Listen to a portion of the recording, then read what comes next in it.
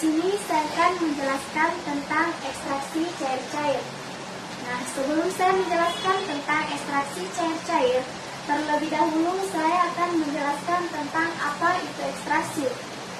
Ekstraksi adalah pemisahan satu atau beberapa bahan dari suatu padatan atau cairan dengan bantuan pelarut, atau suatu metode untuk menarik senyawa dari suatu ekstrak di mana ekstrak diperoleh dari tumbuh-tumbuhan. Selanjutnya, tujuan ekstraksi sangat berguna untuk pemisahan secara cepat dan bersih, baik untuk zat organik atau anorganik, untuk analisis makro maupun mikro. Kemudian, klasifikasi ekstraksi terbagi atas dua jenis. Nah, yang pertama ada ekstraksi padat cair, dan yang kedua ada ekstraksi cair-cair.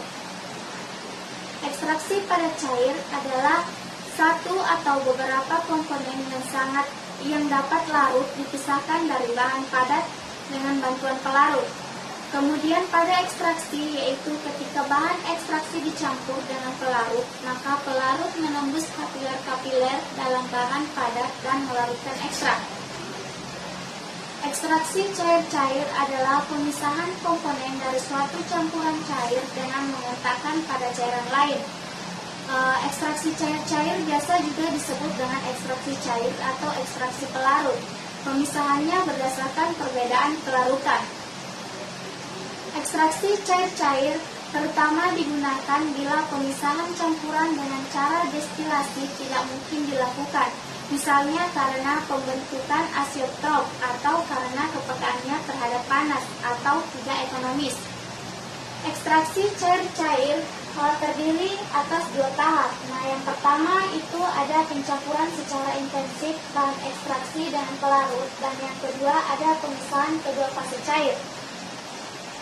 Selanjutnya, prinsip ekstraksi cair-cair merupakan pemisahan zat-zat terlarut antara dua cairan yang tidak saling mencampur, antara lain menggunakan alat corong pisah. Ini gambar dari alat corong pisah. Corong pisah merupakan peralatan laboratorium yang digunakan dalam ekstraksi cair-cair untuk memisahkan komponen-komponen dalam suatu campuran antara dua fase pelarut dengan densitas berbeda yang tak campur. Selanjutnya, corong pisah memiliki beberapa bagian. Nah, yang pertama ada mulut dan penutup corong, dan yang kedua ada badan corong. Selanjutnya penjepit statif, ada keram pemisah, dan yang berwarna hitam ini namanya alas statif. Kemudian yang berdiri ini namanya batang statif.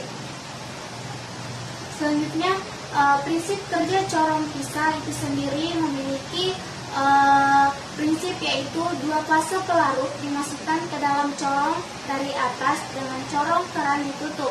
Kemudian corong ini ditutup dan dikocok dengan kuat untuk membuat dua fase larutan tercampur. Selanjutnya, corong ini kemudian dibalik dan keran dibuka untuk melepaskan tekanan uap yang berlebihan. Corong ini kemudian didiamkan agar pemisahan antara dua fase berlangsung. Penyumbat dan keran corong kemudian dibuka dan dua fase larutan ini dipisahkan.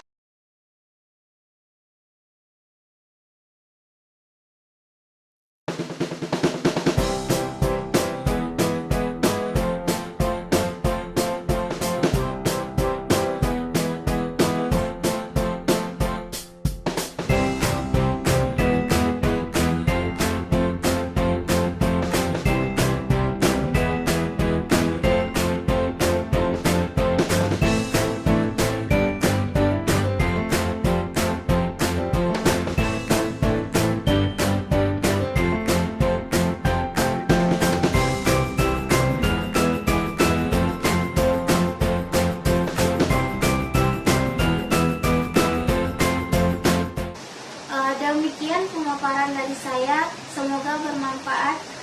Terima kasih. Assalamualaikum warahmatullahi wabarakatuh.